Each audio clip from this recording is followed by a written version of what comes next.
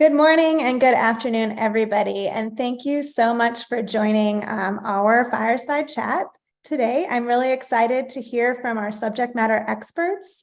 Before we do that, I just wanted to introduce myself. My name is Anna Yaffee. I'm an emergency medicine physician at Emory University and the co-lead for the NETEC Adult Care Work Group.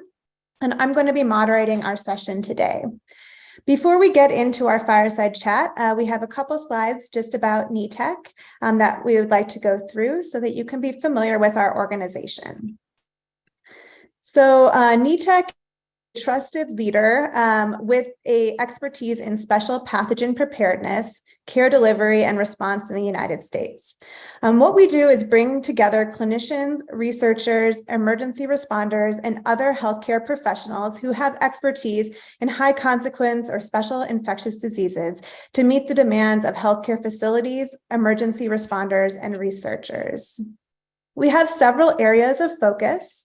NETEC helps healthcare facilities and EMS agencies prepare for special pathogen events with several free virtual and on-site readiness consultations and program assessments. So if you look from left to right, we have some consultation and assessment options with targeted support services that are designed to match your question with the right expert who can help answer your question for your own unique needs. We also have online self-assessment tools which help hospitals and emergency medical service agencies evaluate their operational readiness to respond to special pathogen events. And then we offer courses and training for nurses, physicians, emergency responders, and other healthcare professionals, which will equip these professionals with best practices, including education and training through webinars, podcasts, as well as in-person and online courses. Our online courses are free and self-paced, and we also have an online repository of resources and tools that can be easily downloaded and shared. Additionally, we have a lot of research through our Special Pathogens Research Network, or SPRN, which has created an infrastructure to improve readiness for conducting rapid clinical research related to special pathogens in the United States, and provides researchers with trainings, tools, and resources to quickly understand clinical syndromes and effective treatments and management strategies. And finally, we also convene representatives from around the globe to share best practices and experiences with the goal of establishing strategic international collaboration globally. So this is just a little bit about what we do. I'd like now to get into our special pathogen preparedness fireside chat. And I'm very excited to be here with you today. We have a very exciting group of NETEC subject matter experts joining us and to discuss their experiences, thoughts, challenges, and best practices in the realm of universal special pathogen preparedness. I'd like to introduce our four on-camera subject matter experts. We have Brooke Henriksen, who's the Training and Education Coordinator for the Special Pathogens Program in Region 10 at Providence Sacred Heart Medical Center and Children's Hospital, located in Spokane, Washington. And she is a NETEC Personal Protective Equipment Work Group co-lead, and will be answering some of our burning PPE questions today. We also have Trish Tennille, who's the Director of Nursing and Staff Development and the Nursing Lead for New York City Health and Hospitals as Bellevue Special Pathogens Program. Trish has been involved with the Special Pathogens Program since 2014 as a nurse leader, and she's our NETEC Infection Prevention and Control Work Group co-lead, and will be answering some of those burning IPC questions today. We also have Ben Tysor, who has over 20 years of experience in fire and emergency medical services.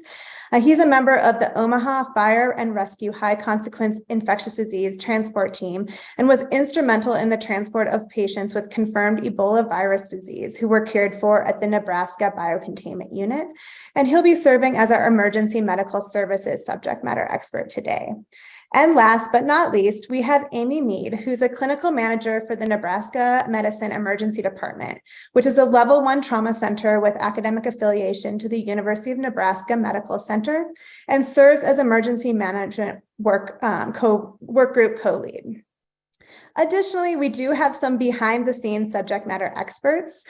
So we have both Daryl Ruby, who will be answering any additional emergency management questions that you may have, as well as Jill Morgan, who may be answering some PPE and IPC questions.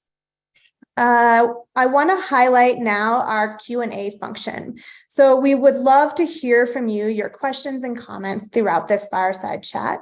And you can utilize the Q&A function at the bottom of the screen to ask any questions or make your comments. Additionally, if you see a question or comment that you'd love to hear more about, you are able to upvote that comment to make sure that we notice it. So please utilize that question and answer throughout our webinar today. And with that, I'd like to begin our discussion with a conversation about what universal special pathogen preparedness means to our subject matter experts. As frontline providers, we are constantly facing the unknown in terms of infectious as well as non-infectious diseases. Our patients arrive to us undifferentiated, and it is our job to determine what is making them sick and what their next steps in management are. Sometimes this could be a pathogen, and we saw this with COVID-19. We know we cannot always predict when a patient suffering from a novel special pathogen will walk through our front door or through our ambulance door. Instead of preparing for each individual pathogen itself, like Ebola or viral hemorrhagic fever, I would argue that we should be taking more of a universal approach to preparedness to protect our facilities, our patients, and ourselves. And I'd love to hear from our subject matter experts on this topic. So with that, I'd like to first ask our emergency manager, Amy, to talk about what universal special pathogen preparedness means to you and your facility. Thanks, Anna. I appreciate the question. So when I think about my perspective from an emergency management lens, I think about that we like to take an all hazards approach to our emergency preparedness. So making sure that our health systems are resilient and prepared for anything from natural disasters that might disrupt our operations to mass casualty events, and then to even our special pathogen events. So from this approach, we really lean on our hospital incident command structures to make sure that we can respond and that we can scale to these events, whether it be a single patient with a viral hemorrhagic fever to a large-scale pandemic response like we experienced with COVID-19. We're looking at all of those things and how can we implement our structures to help support our teams and respond as a health system. The structure really helps us so that we have processes in place that help to handle any event, from essential communications to just-in-time training to supply management as well as waste management. So when I think of universal special pathogen preparedness, that's really what that means for me, from my perspective. Thank you, Amy, for that. That's very helpful. And I think that's something that's relevant to all of our facilities as we think about this, this topic. Trish, I'd like to hear your perspective on universal special pathogen preparedness. Thank you, Amy. That was really great. And thanks, Anna. You know, when I think about universal preparedness, we also take, I also look at an all hazards, all hospital approach. And that is making sure everybody's prepared. Look at our last two recent outbreaks, which was COVID and Mpox. Patients were on regular floors. So you just shouldn't educate your special pathogens team, but your hospital that this could be coming. And also, going all hospital, all hazards, back to that, if we get a patient for viral hemorrhagic fever, the rest of the staff in the hospital should be educated on what's happening on your specialized unit and how that could impact them. Because it's important to make sure that you communicate what's going on, which I find with any all hazards approach. Thank you, Trish. I'd also like to hear from Ben from an EMS and pre-hospital care perspective. What does this mean to you? Yeah, thank you. As fire and EMS, much like healthcare facilities, we need to be prepared for anything or anyone who calls 911. And really, a special pathogen is a relatively small slice of that. So it's difficult sometimes. One of the ways that we get our boots on the ground crews engaged and informed in our special pathogen preparedness is what we call a monthly company school. It's education that's crafted and put out on various topics to be reviewed every shift. And 1 month, we have it either in infection control or special pathogens For example, when it was MPOX, our special focus that month was on MPOX education and response. When it was RSV and flu season and we had that influx, we put out guidance and reminders on that type of information. And then we'd attach links and resources with our objectives. So the crews would get engaged, they do their own research, and they would present it to their station house to get them a deeper understanding. It really actually started some conversations because it's really different than our typical day-to-day response about being safe on the fire scene or your car accident response. So it was really neat and started some special conversations on special pathogen. Thank you for that. I think, Trish, you brought up a really good point about what we've learned from some of our recent outbreaks like COVID-19 and MPOX. What additionally, I'd love to hear maybe from Amy first about what some of the key lessons from these recent outbreaks were and how you're applying that to future and ongoing preparedness plans. Yeah, thanks, Anna. When I think about the things that we learned from the COVID-19 and then the MPOX outbreaks, the biggest thing that we discovered from a preparedness perspective is that we can really be nimble in our plans. And so thinking back, 3 years ago, we started with a containment strategy. We were looking to identify and care for small numbers of patients and trying to contain those and prevent that community spread. And what we quickly learned was that we needed to be nimble and that we needed to be able to scale up so that we could care for a large number of patients. And what a lot of us did, or at least we did in my facility, is we utilized our hospital incident command structure to manage everything from our surge strategies to our workforce balance and even the supply shortages, which there were many during that time frame. The other thing that I think about is a big win that we've taken away from the pandemic and some of our other outbreaks is that our frontline staff now really have a greater awareness and familiarity with PPE than they ever did before.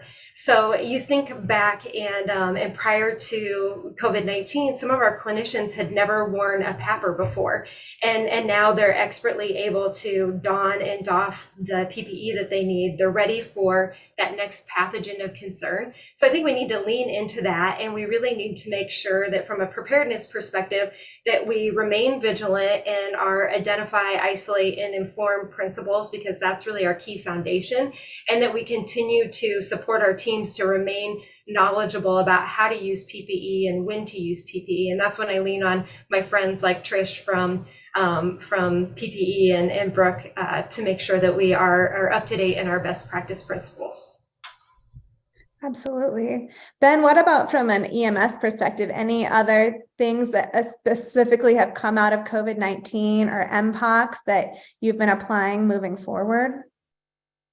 Yeah, like a lot of places, there were some initial concerns about seemingly lack of organization or clarity within our roles. There were workflow changes, scheduling changes, standards of care that we had to modify. And there was also a lot of fear surrounding that initial response to COVID-19. All these caused stress in one way or another. So in conjunction with our regional treatment center, we developed some crisis standards of care that we didn't have before that could be applied to any of these situations, in addition to not only limited to COVID-19, but in monkeypox, mpox, and other things like that. We identified what the challenges were and what we could practically do to do the most good for the greatest amount of people. We also had frequent targeted messaging about where we were as an agency in our community. To our crews, we updated this, and what we found was a single sheet. So we didn't have 10 documents, 10 pieces of guidance out there. We used a single sheet that highlighted the new changes, kind of did a strike through with the policies or procedures that we had updated. And the last thing we did is we really engaged with our local healthcare coalition. We found that they played a pivotal role in communication and collaboration between all the hospital systems in our area and really our region. So if there's one thing I would suggest is to reach out to your local healthcare coalition and see what they can do for you and what you can do for them. Absolutely. Yes. Using local resources is so important in this, to have that collaboration to move forward with a shared goal. Trish, I was wondering if you might touch on a little bit about how your hospital is implementing preparedness strategy today, because I know we're faced with so many threats day to day and we're pulled in so many different directions. How do you keep preparedness on everyone's mind? Well, I will say that a mini Snickers does help sometimes in grasping people's attention. But I think, one of the key things is communication, communication, communication, making sure people know where on your hospital intranet or state intranet, where they can find information that they have, during the pandemic. And when we had our patient in 2014, I looked at 1 million people's cell phone pictures that said, why are we doing this? And why are we doing this and not doing this? But making sure that when you're trying to, or not trying, but implementing, that you are able to convey to staff on their level what they're wearing, what they're doing, and what process you're doing. Even terminology. And Ben just reminded me, like, to tell people about crisis standards of care. People don't understand what that is. It's a new concept to people, and making sure that you are able to educate and get the word out to people at where they're ready to receive it and put it out. And you have to make them comfortable. I think that that's one of the big things, is making people comfortable with what they're doing. When they're comfortable, they're able to focus a little bit more in the procedures and their preparedness. Brooke, I see your hand raised. Yeah, I just kind of want to piggyback on what Trish just said. And I think it's super important coming out of COVID-19. We're still in some level of response. I don't think we're quite to the recovery stage yet of COVID-19, but we really need to think about, when we're engaging our caregivers with these conversations with special pathogens, is letting them know, look, this is maybe coming off of the COVID-19 pandemic, but this is something different. I'm not going to talk to you again about COVID-19. I'm going to talk to you about something else that could be happening. And we do want to take an all hazards approach and really engaging in those conversations so that people realize, look, there's a lot of complacency and it's been a tough 3 years, but there's something else that could happen at any time. And just having people be aware of, this is what's happening right now. And this is, you may not be at your front door, but it's at other people's front door. So I think it's engaging in those conversations and being willing to say, I'm not going to talk to you about what we've done, but let's talk to you about what we've learned and where we can go. Absolutely. And I see, Daryl, you also have your hand up. Yeah, thanks, Anna. I really appreciate what everybody's saying, and kind of what I'm hearing from all of them is we have to be very intentional with our preparedness. I really love the all hazards approach. Our focus today is on special pathogens. I was lucky to participate in a New York Health and Hospitals pandemic preparedness right before the COVID pandemic started. And one of the mantras that they talked about was, ready or not, patients will come.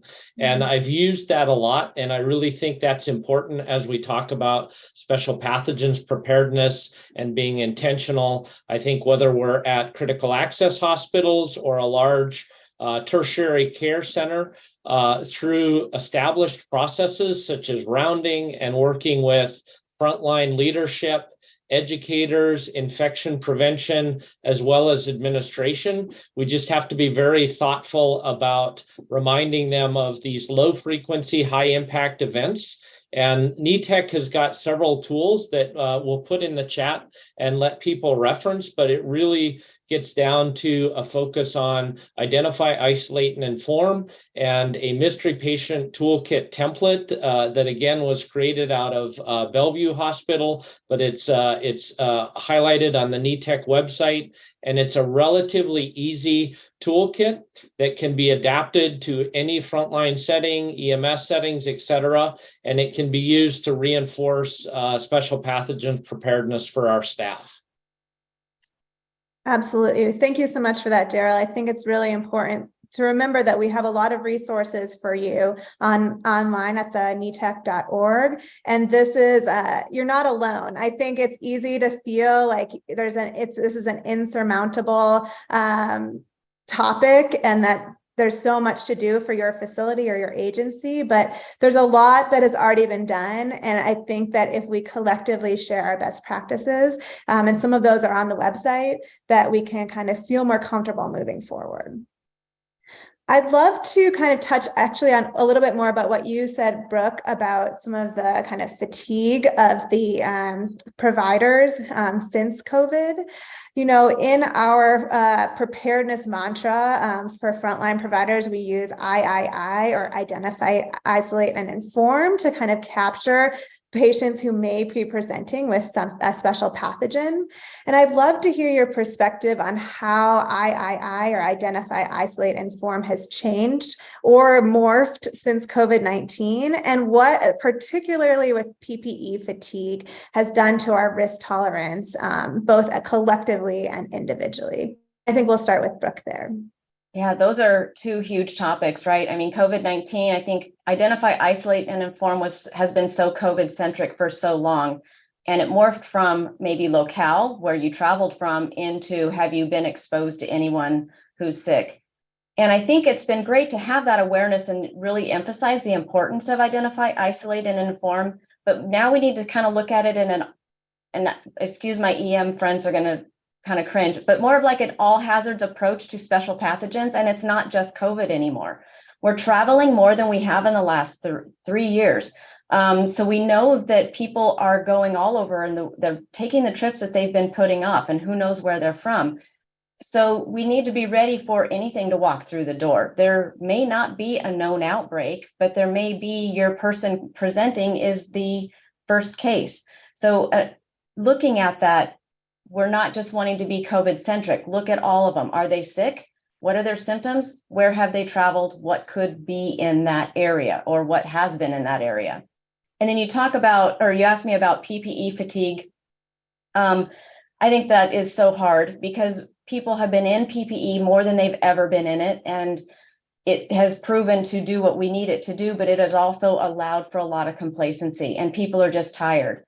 And I think it's being willing to have those conversations and make those touch points with people to say, look, we've learned a lot from COVID, and we can do things like be in N95s for hours and hours that we never thought would be possible. But we don't want to be lax. We want to be ready for the next something, and you don't know what that next something is. So being willing to have those conversations and acknowledge it's been a rough 3 years, and our caregivers have been through it. Acknowledge that, and then really try to emphasize, and we need to keep going, and we need to be safe, and we need to keep each other safe, and learn how we can take an all hazards approach to special pathogens, so that your caregivers at the front line aren't faced with some exposure that they find out 2 days later. What about PPE trainings for special pathogens? Of course, we know in the world right now, we have viral hemorrhagic fever, and we have other things going on that require special PPE. How are you thinking about training people in the face of all this fatigue? I think that's a great question. And we've recently been doing some frontline education courses that we've offered to a neighboring state, where we go and we really emphasize, identify, isolate, and inform. And we talk about some PPE ensembles that we have for our frontline caregivers. And we talk about, look, you may not have the exact ensemble that we have, but this is kind of the basics of what you need to keep your frontline caregivers, especially EMS or the ED, how you can keep them safe. And let's discuss what you have, and let's find out how we can make that work. And do you like what you have? Would you like to see something different? I think COVID has, if it hasn't before, it's really brought to the forefront, we're all victims of our supply chain. So if you want some level of PPE, how are you able to get to it? And if you can't get to it, what can you use instead of, and still maintain that same protection and give the care that we need to give these patients? Trish, I see your hand up. A new feature for me. So I want to say, and I think that it's something we all have to look about, especially with our frontline partners and even within our own facilities, is that we need to get all of our staff back to the basics. Okay, back to the basics of infection prevention and control, back to the basics of donning and doffing PPE. Yes, people have PPE fatigue, but that doesn't mean that I shouldn't take my gloves off the same way every time, whether it's somebody with a virulent viral hemorrhagic fever or somebody that I just went in to draw bloods in. If we reinforce the basics with our staff, hand hygiene, wearing the appropriate PPE in the appropriate places, taking off a gown the same way, whether they're down in our biocontainment units or they're taking care of a patient with CRS. That is half the battle. You know, people say it's PPE fatigue. I think that just people need to be motivated and get that muscle memory how to take off the PPE correctly. Okay, because they should be doing it with every patient, with every isolation, even people in non-isolation that they wear inside the room. So I think it's reinforcing the basics of infection prevention and control and IPC is going to give us a huge advantage when we have another outbreak or our staff are called upon to take one of these special pathogen patients. Trish, how do you motivate your providers? A little bit with, gentle nudging, a little bit of, and it's something that I know Brooks was working on in her facility, and I'm starting a program here, a super user program, somebody that's informed about how PPE works, how to wear it, how to don and doff it correctly, and on each unit, each shift. So they're able to enhance the education of the frontline people, the boots on ground at 3 o'clock in the morning, enforce why you're wearing that, what's going on, making them part of our team because they are extended ambassadors or team members of our special pathogens team because they're the ones that we're going to have to rely on if something would happen, if we would have another surge. So I think it's important to motivate them. I know it's really hard right now because I think everybody's just a little burnt out from the past 3 years. But I think we have to start new and say, this is the standard now. This is what we need, and reinforce it and making sure that as leadership and, I'm just not dictating, I'm implementing and I'm actually using the programs that I've developed throughout the hospital. There was nothing more anybody liked to catch me without a surgical mask, and sometimes I would not wear it just so they could bust me like I busted them. And so it's kind of leading by example. I like that.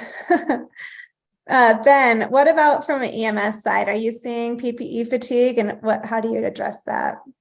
Yeah, absolutely. We're seeing PPE fatigue just like anybody else, especially since we live together, 24 hours a day, 7 days a week, in some instances. What we've really learned is to educate our crews and empower them to understand the certain levels, each level of PPE that there is, and really empowering them to choose the appropriate level. I think Brooke said earlier, you use the word the appropriate level of PPE and giving them options. So we felt that educating them and giving them options instead of making a blanket statement on all runs that we respond on, you have to wear this PPE. So it really empowered them and said, okay, it's not being forced down my throat anymore. I actually have a little bit of discretion on what I want to use based on my education and training that's been provided with us. And we've really had some success in that. The other thing that we use to get engaged with, to keep our providers engaged, is we've really asked our regional treatment center to help with the training. It's nice to do your own internal training, but when some fresh face comes in, it seems like there's a new level of engagement because they bring a different idea or a different method of training to do with your PPE. Maybe you do a provider down or a breach or a spill cleanup that we don't typically do in-house. And that's really ignited the interest in some of the crews and really re-engaged them. Absolutely. I think that training and kind of that muscle memory that's been brought up is so helpful. And there are those opportunities to utilize training rubrics and ideas on the NETEC website. So if that's something that people are interested in, definitely check that out because that's a nice way to engage your staff and provider. Daryl, I see your hand up. Yeah, I really appreciate Trisha's comment about back to the basics and recognize the PPE fatigue. And what I just wanted to acknowledge is with mask mandates lessening and going away in some healthcare settings, I know it varies depending on where you're at in your own organization.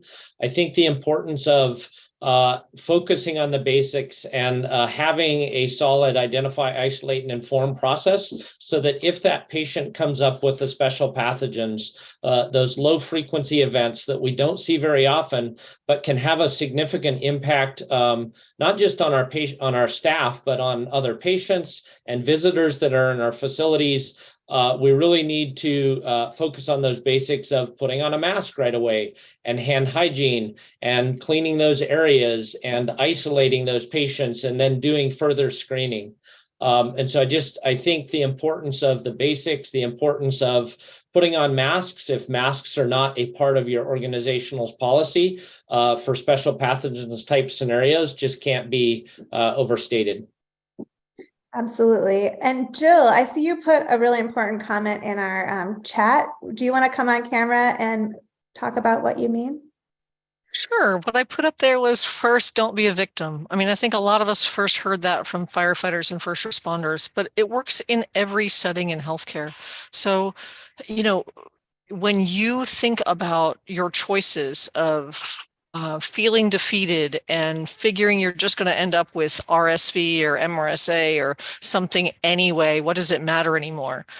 You're affecting a lot more people than just yourself. And so healthcare doesn't need any more patients. We don't need any more people that are carrying these things around. Your kids don't need whatever you're going to bring home. So first, don't be a victim to me means really empowering frontline staff to say, okay, wait a minute.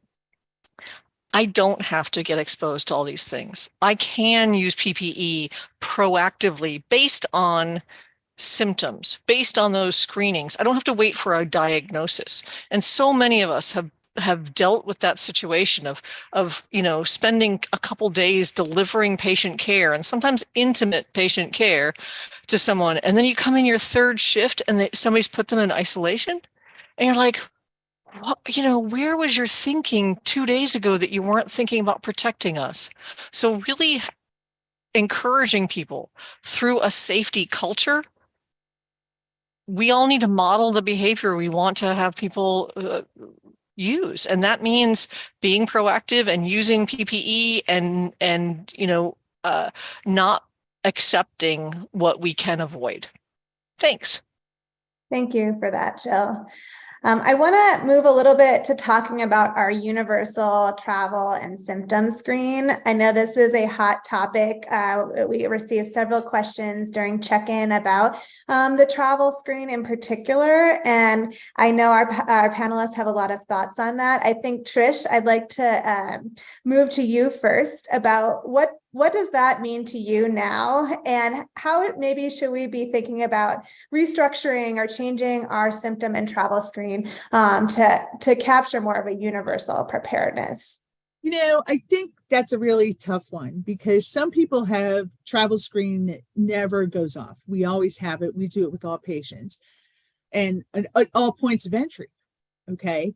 And some facilities, they don't have a travel screening. So I think it is basically, again, starts with education and communication with your staff. Okay. Symptoms first: fever, nausea, vomiting, malaise, body aches. Easy, right? That's flu. That's a cold. Body aches, they could have just mowed their yard, right? Travel next. Did you travel anywhere? Okay.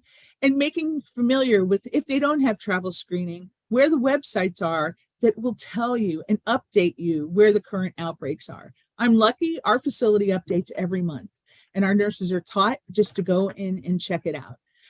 Think about things like that and how to engage your staff to look at. I think it's really hard if you don't have something hardly or really in your system to create something and keep it updated. But it's well worth it. It protects not only the healthcare worker that's standing there at the triage or admitting somebody to an ambulatory care service, but their family, other patients in their community.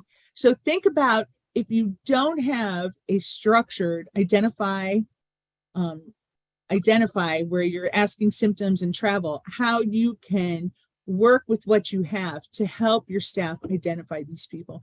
And don't forget places like urology, maternal child health, the clinics, people that may be just coming in for ambulatory or quick day surgery. these are other points of entry that you may have to start screening at. Make them comfortable with the process. Let them ask questions. Let them mess up a little bit. Okay. I went down, they had somebody isolated. It was great, but they got the country wrong. But that was great because I'd much rather see a false positive than things being missed, and encourage them. Don't discourage them in this process. Absolutely. I think one of the questions that we received actually on registration was about travel specifically. So historically, of course, all of us being based in the United States thought about travel from an international perspective.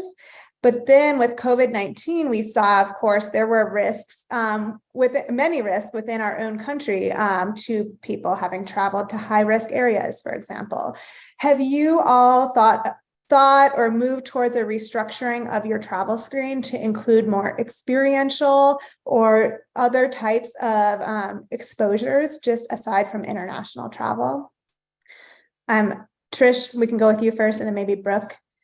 You know, we have a little bit, and that goes with, like, so think about somebody that's probably maybe going into an ambulatory care clinic for a follow-up, a post-op follow-up. Maybe you want to ask their caregiver who took them if they look symptomatic or things like that. Have they had an exposure? Or if they come into their ED, have they been with any family or friends that have traveled recently, and have they been ill? You know, think about things like this. But I think that's, to me, and at this point, I think that's hardly implement and structure that into identify, isolate, and inform, because you are going down a vast rabbit hole with that. So I think just good communication with your patient, making sure that there's no language barrier, you're getting the question out there, is one of the things we really have to look at when we think about restructuring our identify, isolate, and inform. Thank you. Amy, you have your hand up. Yeah, thanks, Anna. So I really like this question, and I think back to 3 years ago when we structured a lot of our questions based on travel first. And Trish touched on this, but I think it's really important, if you haven't thought about this, that you're starting with symptomology and you're doing some symptom screening first, and then you're moving into maybe some travel exposure, because what we found is we wanted to make sure that we could identify patients that we might be concerned about measles, or we might be concerned about mpox. And if we were leading with travel questions, we weren't going to catch that.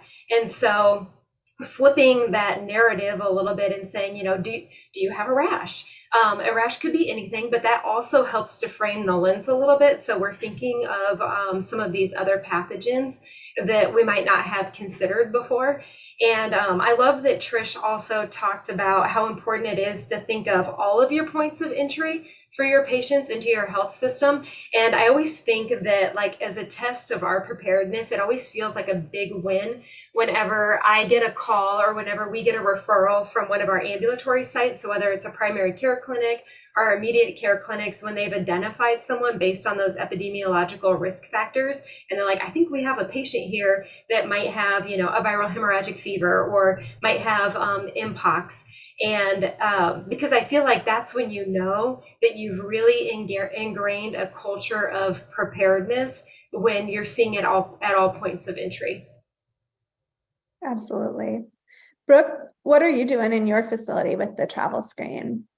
I think best practice is always going to be to have a very general travel screen on, so that we're not just focused on any one pathogen or any one country, because we know infections can pop up and outbreaks can pop up. We've got multiple outbreaks right now with viral hemorrhagic fevers in 2 different countries. But if you didn't know, it could be in a 3rd country and we just haven't heard about it yet. So I think keeping a very generalized travel screening, and absolutely symptom monitoring first, because we want, even if it doesn't turn out to be a positive travel screening, isolation with you when you have faced with a patient with a symptomology needs to start with masking. And I know that, as Daryl spoke to, masking mandates are going away. But even if it's just, well, I say just, even if it's the flu, or if it's COVID, or if it's MERS, masking is going to be your first protection and your first quickest way to isolate somebody. So I think it's just that all hazards approach so that you're prepared for whatever comes through your door. Absolutely. Trish? So I wanted to answer this question that was in the chat live. Why is it not isolate, inform, identify? If it was the reverse order like that, you would have everybody in isolation and use up all your isolation rooms in a hot minute. I think that you need to rule somebody out before they go into isolation. I think it's a better use of your resources at this point. But if you're using and I'm not quite sure where the context of identify is like actually testing to identify actually if they have something. I'm not sure if that's the context of the question, but identify first whether they have the need for isolation. That's part of what you're doing. Then isolate, then inform. It just seems a better flow, and you're not overusing your resources. Yeah, I think just to highlight again in that question that was asked in the chat, when we say identify, we're really meaning identify somebody with a potential infectious risk. So we're not isolating the organism and identifying the exact cause, but we're identifying someone who has a fever and maybe some or other symptoms and maybe other risk factors who could be at risk to our waiting room, to our providers, and so that's what we mean when we say that identify. And Jill Morgan has brought up a great point in our chat as well, which is that even if it's not a special pathogen, we also don't want influenza circulating in our emergency department. We don't want norovirus. So patients may have infectious diseases that are identified during the identify phase of our symptom and travel screen that are still important to isolate away from our other patients and staff. Brooke, did you have something to add? You clarified it. Perfect. Thank you. Absolutely. I did want to ask maybe Amy first, actually. So I work in the emergency department, as do you. And I know in this current era of staffing shortages and overwhelmed healthcare facilities, we are at a premium for space. And so have you had any real world conversations with your facility about how to quickly open up an isolation room for a patient? How do you get that patient in there when space is at such a premium in our emergency departments? Yeah, you're right. I don't think that you and I are alone in this. I'm sure there's a lot of people listening on that feel like, gosh, if only we had 15, 20 more rooms in our emergency departments for all those patients we need to care for, and specifically for those patients that we need to isolate right away. And so one of the things that we talk about is how can we be nimble in that? So when we do have a patient that comes through, we're in that registration and that identify phase, and we know that we've identified some risk factors. What specific area of the department are we going to go to? And then how are we going to mobilize to move patients? Because knowing that, pretty much 99% of the time, every room is full in the emergency department. So how can we mobilize and move to make that space?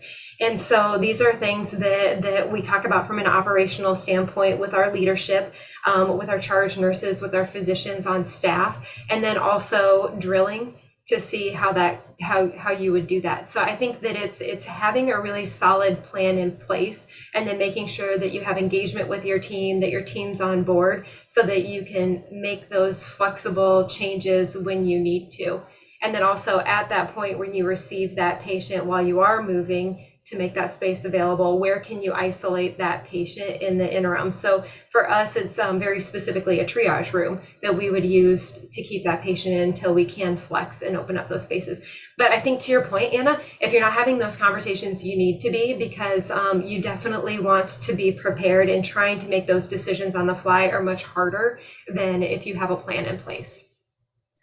Absolutely. I know for us, our isolation rooms have sort of changed since COVID. And so we've had to look at our whole procedure now and kind of think about our new flow of what that looks like. Brooke or Trish, have you guys been having those conversations with emergency departments? Our emergency department is overflowing, I think, like every other emergency department in the country.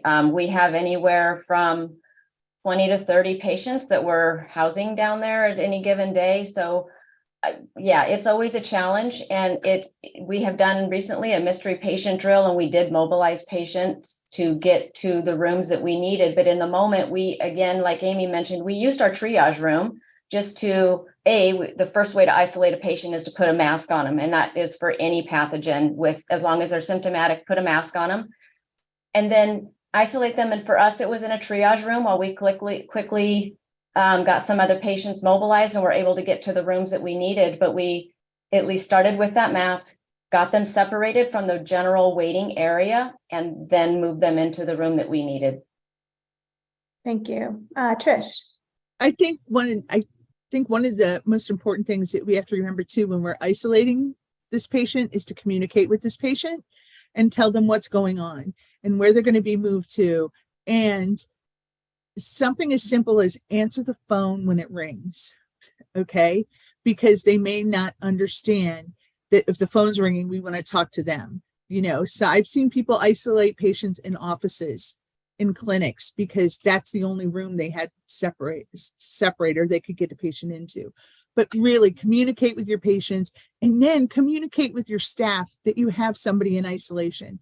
You're going to always have that one staff member who is task focused, that is going to walk in that room to do their vital signs and draw their labs, because that's what they do with every patient.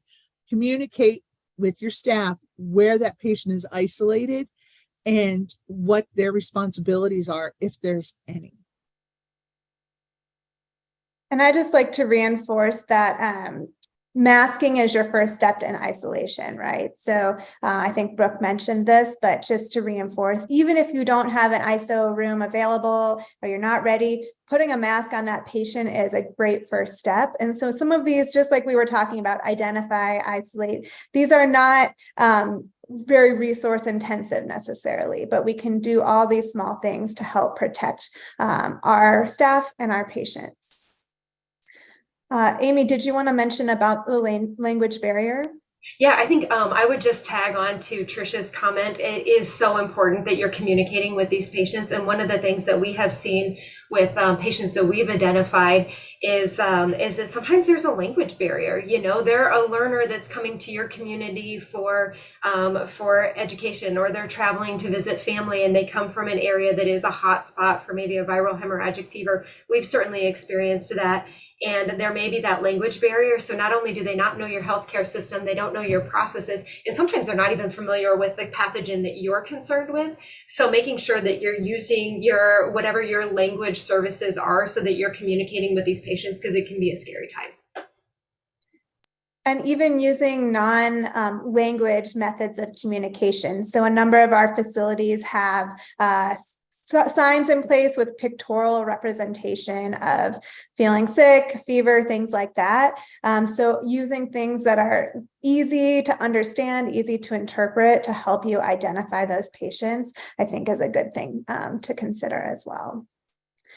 I really appreciate all this great conversation that we're having around our virtual fire, but I really want to, I know we only have 10 minutes left in our webinar, and I really want to focus the last 10 minutes on thinking about staff resiliency.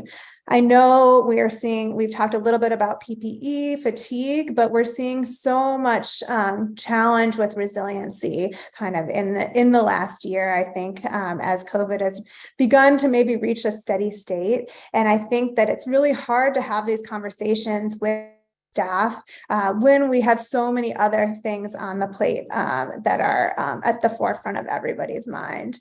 I actually want to move and ask this question to Ben first, because I was really struck with when you're talking about your monthly trainings, your monthly didactics, all of that, how you have improved uptake and resiliency in your staff in terms of even attending those type of trainings. Yeah, it's difficult to figure out how to keep your crews resilient, right? We can't change what's happening. We just have to learn to deal with it. But we can adapt to it. We've really focused on ways to identify stress. In the fire and EMS service, we're the first people to not admit that we're stressed or that we have problems or that we need help. right? So the first step that we took is recognizing it. Did your significant other notice something in your behavior or changing, or do you have different coping mechanisms? Are you drinking more? Are you doing other behaviors that are not good on your health? And then we encourage them to make some small changes. Focus on positive thoughts and feelings. Encourage your self-awareness. Take 2 to 3 minutes a day, a couple times a day, to clear your thoughts and think about something that makes you happy. The obvious things that aren't so obvious are to remind your crews about healthful sleep. Pay attention to your eating habits. Begin an exercise routine with a buddy, even if it's for a few minutes at a time. And what's really interesting is you can put these flyers out. You can hang them up around the fire station or your EMS department, but nobody's going to walk by and scan that QR code with their phone, because you're going to be like, oh, somebody's going to look at you and maybe you'll feel judged. So what we did, it was kind of goofy, but we put this information on the back of bathroom stalls. We posted information with QR codes or mental health resiliency or resources for people to reach out to get help with this, maybe talk to a counselor and everything, and actually had some positive comments, because people don't, you're in private, you can do all that stuff yourself at your own pace. And really the last thing that I wanted to touch on is we have a strong peer support program within our department, where you don't need to reach out to that counselor, but you can reach out to a buddy in confidence and they'll be able to help refer you to a resource that might be able to help you. Absolutely. Yeah, I love that idea of kind of posting things in the bathrooms anonymously so providers can access it in a low stigma way. I love that idea. Trish, what do you have? I think that what we need to do is introduce this when it's like kind of your low, right? So right now we have a team called Helping Healers Heal that we use for support and stress relief. And we are involving them in our training just to meet people, because you don't want somebody just to meet somebody at their most highest peak of stress. You want to have something there in their heads that they can rely on these people when they're in stress. So getting them involved, before, a crisis happens, or letting them know that they're there for them, not just during the crisis, but if they need somebody at any time. I think it's really hard. I think not only are staff kind of burnout and not as resilient, I think that, the same goes for us, because we've all lived and walked through this. But I think you have to find different ways to engage people, okay, instead of just the usual blah, blah, blah. One of the things we're doing this quarter is high touch surface areas in our lab. Well, I hit a little ticket. And so if they hit that high touch surface area, they get a prize. And it's getting very talked about, but nobody will tell where I hide it, kind of thing. So it's just getting people excited about going, something new, something to think about, and training at the same time. So trying different approaches to educate people and keep them on board and keep them engaged in what you're doing. You look at different things. And one of the things for our hospital is it's union. So this is part of their job. It's not a volunteer, so they can't walk away. So you're trying to really keep this going at all times. Absolutely. Brooke, what are you all doing at your facility? I think it's really important to keep your training fun. And as far as speaking to, just real quickly going back to what Ben and Tricia both talked about, I think when you can get caregivers together that can speak to this similar or shared experience, that is where some really good healing can take place. And we found that with our team. Our team can come together. They've all gone through very similar training and maybe very similar experiences, and they can really debrief with each other, because when somebody's talking about an experience they've had at the bedside, the person sitting next to you knows what that has been because they've had a similar experience.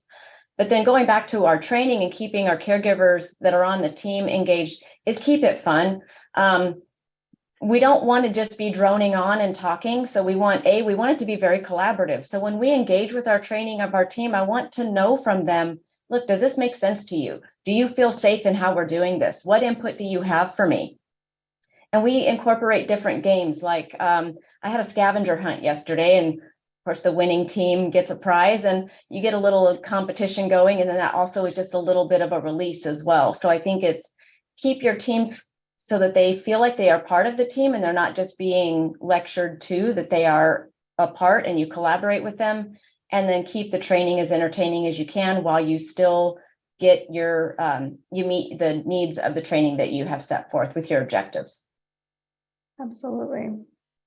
Amy, how do you have these conversations when people say that they're not that concerned about encountering a special pathogen? Do you have those conversations with your facility? How do you kind of think about broaching that topic? Yeah, Anna, I think that it's more challenging now than it was before the pandemic. I think before the pandemic, there was a lot of vigilance around identifying patients, with MERS, for example, or viral hemorrhagic fever. And I think that, like you touched on earlier, with just some of the fatigue that we've experienced, that's been hard. And so one of the things that we lean on pretty heavily is helping the team to call back to the why. Why is it important that we're doing the things that we do? Why is it still relevant? What are the new risks or the new like pathogens that we're concerned about? And like Brooke said, like, what are we looking towards what's next? Because it's not if, it's when. And so how do we keep our teams aware of that? And so for me, providing information about like Marburg, for example, and where those hotspots are and what's happening, so that the team knows that it's still relevant, that we're doing the screenings that we need to be doing, and that we're isolating patients when we need to isolate them. And I think one other thing that I have found, and Anna, you probably experienced this in the emergency department too, is that when you have large teams and they're ever changing and they're not really specialized in one thing, but they have general knowledge of a lot of things, how do you keep your team up to date and safe on some of those best practices when the stakes are so high, when it's something that you don't see often? And so an approach that we have taken that we found to be really helpful and really successful is we recruit staff who have a special interest in biopreparedness. So it might not be all of the team, but there might be a large or a pocket of people who really, really are interested in being PPE experts, understanding and knowing the process and things like that. They train alongside with our biocontainment team. And so they are the experts in the emergency department, and they're able to provide, step-by-step instructions for their peers if it's needed, some just-in-time training. They're kind of at that elbow support. And then they also help to kind of foster a little bit of like excitement, if you will, about continuing to maintain that level of vigilance and screening that we need to maintain. So those are just maybe a few of the strategies that we employ, is that power in making sure that you have a small, strong group of people who really are experts, that they would be able to be leaned on for their peers, just like you would in like another area. You might have someone who's really good with pediatrics or someone who's really good with cardiac. I have people who are really good with biopreparedness. Absolutely. Well, I think this is a great wrap up, actually, kind of summarizing all of what we talked about in terms of re-engagement. I know we're at the top of our hour now, so I'm going to have our NETEC team put our closing slide up there, because I really do want to reinforce our resources that we have available to you. All of us as panelists are available. So please reach out, ask us questions, help us engage with you and your facilities. And we have a strong complement of support staff from NETEC. We'll get you kind of the expertise that you need if you have questions. So first of all, this webinar, the recording will be up in a few days on the website. So if you want to share it, show it to others, please feel free to do so. And then we have a website on our website. You can submit a technical support request at netec.org or through email at info@netec.org. And so if you submit this online request, we can help begin this process. Again, feel free to contact us anytime for questions, support, or services. We really appreciate you sticking with us throughout this fireside chat. We hope it was useful to you. I know it was useful to me. And we look forward to seeing you at future webinars and events. Thank you so much.